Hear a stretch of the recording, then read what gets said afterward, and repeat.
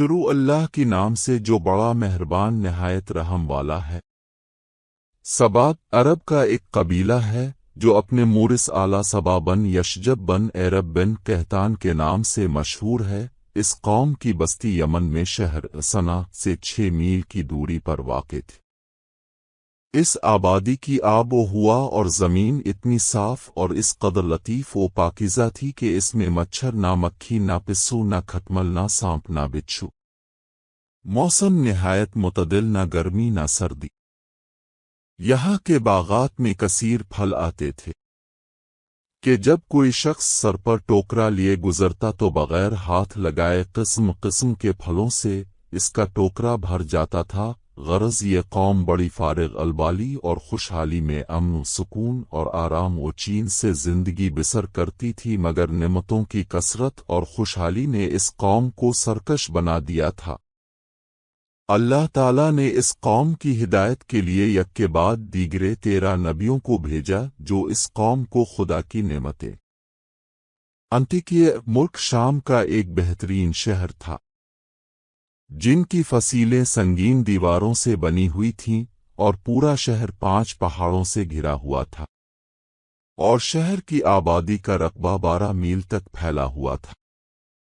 حضرت عیسیٰ علیہ السلام نے اپنے حواریوں میں سے دال بن بلغوہے کو تبلیغ دین کے لیے اس شہر میں بھیجا۔ ایک کا نام صادق اور دوسرے کا نام مصدوق تھا۔ جب یہ دونوں شہر میں پہنچے تو یاد دلا دلا کر عذاب الہی سے ڈراتے رہے، مگر ان سرکشوں نے خدا کے مقدس نبیوں کو جھٹلا دیا، اور اس قوم کا سردار جس کا نام حماد تھا وہ اتنا متکبر اور سرکش آدمی تھا کہ جب اس کا لڑکا مر گیا تو اس نے آسمان کی طرف تھوکا اور اپنے کفر کا اعلان کر دیا، اور علانیہ لوگوں کو کفر کی دعوت دینے لگا، اور جو کفر کرنے سے انکار کرتا اس کو قتل کر دیتا تھا، اور خدا عز و جل کے نبیوں سے نہایت ہی بے ادبی اور گستاخی کے ساتھ کہتا تھا کہ اب لوگ اللہ عز و جل سے کہہ دیجئے کہ وہ اپنی نعمتوں کو ہم سے چھین لے۔ جب حماد اور اس کی قوم کا طغیان و عصیان بہت زیادہ بڑھ گیا تو اللہ تعالیٰ نے اس قوم پر سیلاب کا عذاب بھیجا، جس سے ان لوگوں کے باغات اور اموال و مکانات سب غرق ہو کر فنا ہو گئے، اور پوری بستی ریت کے تودوں میں دفن ہو گئی، اور اس طرح یہ قوم تباہ و برباد ہو گئی کہ ان کی بربادی عرب میں ضرب المثل بن گئی۔ عمدہ اور لذیذ پھلوں کے باغات کی جگہ جھاؤ اور جنگلی بیروں کے خاردار اور خوفناک جنگل الفاق گئے، اور یہ قوم عمدہ اور لذیذ پھلوں کے لیے ترس گئی۔ سیلاب کس طرح آیا؟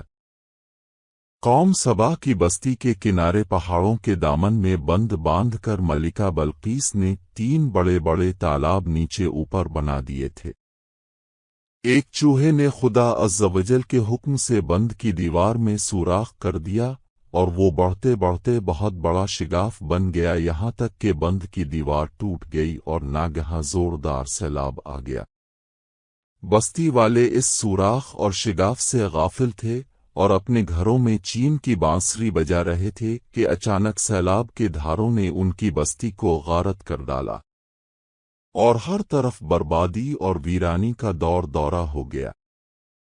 اللہ تعالیٰ نے قوم سبا کے اس ہلاکت آفریں سیلاب کا تذکرہ فرماتے ہوئے قرآن مجید میں فرمایا۔